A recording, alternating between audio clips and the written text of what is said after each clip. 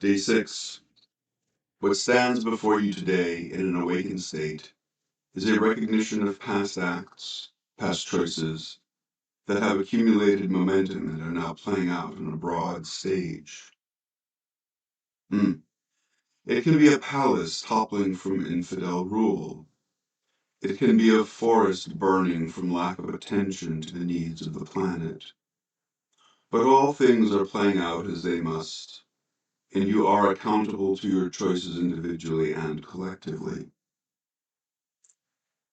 Now when the stage is set and the action is not what you wish, how do you attend to your life? When your husband is not doing what you want, when your home is no longer there, when your place of business is closed, how do you attend to the realities the manifest world presents? You ask yourself, how am I to participate in this? How am I to recognize my own actions as they are presented before me in outcome? How do I make a choice when I am confused and don't know my way? The answer is a simple one. Know who you are.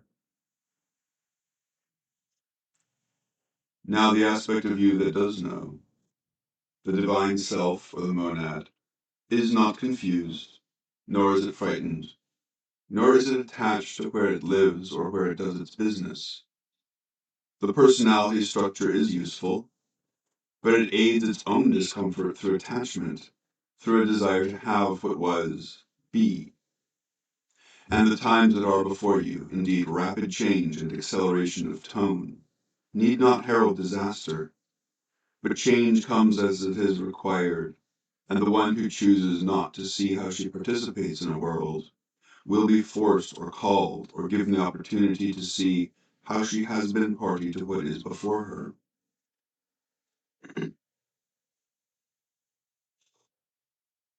Now you understand yourselves primarily through what you've done. You understand your own actions and the results of them. But what you don't understand is how consciousness claims identity and replicates ideas in the common field that were useful, perhaps once upon a time, but have no place anymore. Imagine you sulk when no one attends your birthday party, or you don't get the train set that you thought you were promised. Imagine the child that was once disappointed carries her disappointment into the common field, expecting more and more of the same. Perhaps the child who was taught that if he didn't win he was worthless becomes confused when there is no game to play, or the rules are not what they were. Who is he then?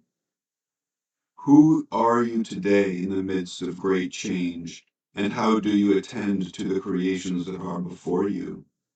Indeed, know who you are. Now, knowing is realization, as we have said, but to become realized is not to become recognized as the one who knows.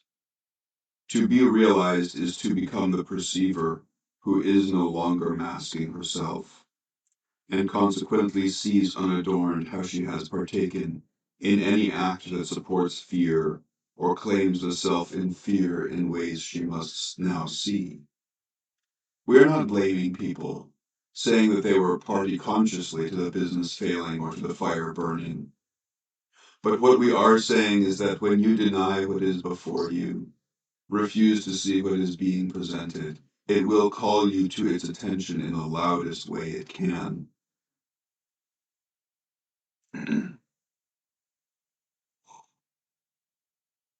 Now, some of you say, I don't want drama. I just want a peaceful existence. Perhaps you will have that. But the level of attachment that you hold to what you have known yourself through will be moved regardless. The drama is how you are attached, how deeply you are attached to your own ideas of what should be and what should have been. When a world is made new, the very foundation that was once faulty is exposed so that the new foundation may be built.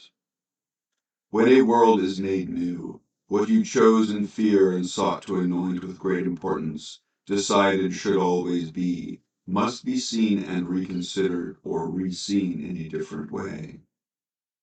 All creations claimed in fear are about to be moved. Now, what is a creation claimed in fear? You may do this at a small level as the personality self. If I don't love someone, I must not be a good person. If I am not loved back, I must not be lovable. And you carry these fears of being loved or lovable into the common field, and you play them out upon a stage with others who have operable agendas as well. But a larger construct of fear would be, if there is not enough, I must have mine first. If someone will survive, if only some will survive, it better well be me. The desire to be the one on top at the cost of others below you is actually treacherous. The bottom will give out far more quickly than you think, and those who have sought to rise to the top at the cost of others' well-being will become disempowered as this year continues, as these times move forward. The recognition, however, that you have all been party to these creations, deifying some, slandering the other, must also be considered as an act of consciousness. How you have seen and chosen, how you have sought to claim a God that would prefer one over another, or deny the good to another while fostering blame for their lack. The desire to see some win and some lose, some be punished and some exalted, must also be understood as fear operating in a contaminating way. Why do you use that word, he asks, contaminating? Because it does so. Imagine you have a rash, and a contagious one. You scratch yourself. You touch the one next to you. She carries the rash now. Now, fear is far more covert. It's insidious in most ways. It denies that it is fear. It parades as self-righteousness. It parades as the right thing or the right people doing what must be done. Once you understand that any politics that disavows the value of any human being is libelous, is wrong-minded, and in most ways a denial of the divine, you will cease doing so. But you invest in these things. You find them entertaining. It's nice to have a squabble over was right, or who should be in this position of power and who should be put under a train. Your lack of awareness for your own inherent value is in most ways the cause of this. If you actually understood self-love, which can also be understood as self-value or self-worth in a very simple way, you would understand what it means to truly value another without utilizing an old criterion. She is the most famous, he is the most supplicatory in praise to a god as I would see it.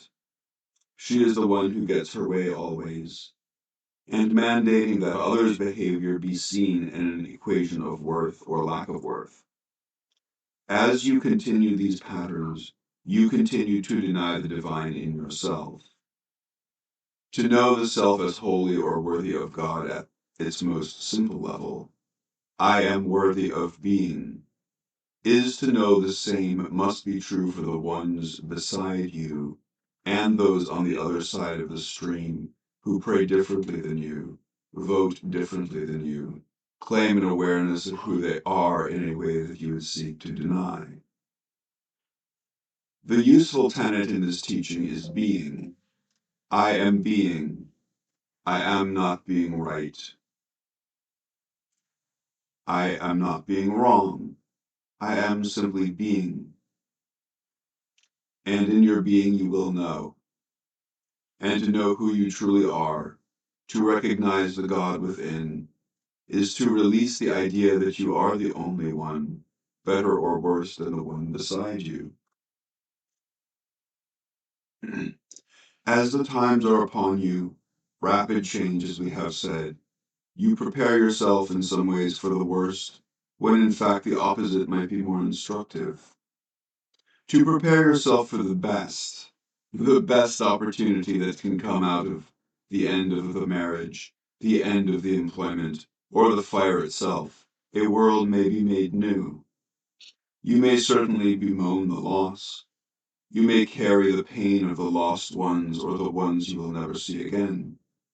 But you go forward in an awareness that God is, God is, God is. Now the simple claim God is refutes the denial of the divine. It does not fix the thing you wish fixed, because perhaps the thing you think needs fixing needs to be altered or had outgrown its old form. Two human beings who decide to marry and vow to never leave the other may grow in distortion without the space between them that allows them to reach a higher level of potential than they could have done together.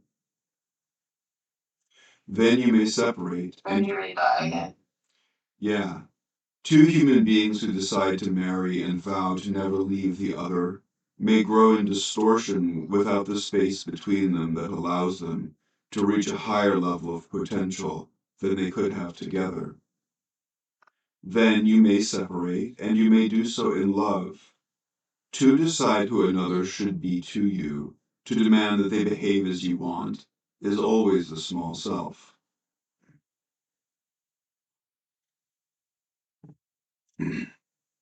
Now, people choose things for very different reasons. I chose to go on this journey for what I may get from it, or I chose to go on this journey for the wonderful companion I have that I will learn with, or I chose to go on this journey because what I had prior known is ready to be moved beyond. It really matters not why. It simply matters that you be, and in this experience of being, you allow the one beside you to be as well. And you learn from the journey when you don't mandate the outcome. If you mandate the outcome, it should be as I say. You are pretending to know. You are simply replicating an idea that you've had, that you wish to see in form. A world made new is not a world that you strategize. It is what is unveiled when the detritus of history, the old forms, the old attachments, the old laws, and the old rules are disabled or falling away. Imagine the prow of a boat and the barnacles falling from it. You finally see what you have been traveling in, and in this awareness you recognize the divine that has always been there, can only be there, and must always be, in spite of appearance. Now, Paul asks a question. But what do we do in practical ways, in situations as I find myself in, or as my neighbors do? You feed your neighbor when he is hungry. You house your neighbor when she requires shelter.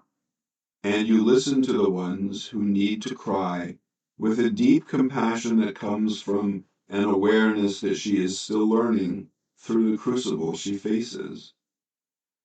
Do not deny her pain. Do not deny his learning. Hold them to your heart if you can, and bless them in their way. You do what you can with your hands. You have been given hands to work with, to hold the hands of your fellows, to offer them food or embrace. However, what you don't do is turn the other eye, assume someone else will do this for you, or that the government will fill the role, when you have ample to give. When you understand that those that are facing change are facing themselves first and foremost in changed circumstance, the compassion you may have for them will be enormous. Now, prayer is useful, yes, but not sanctimonious prayer.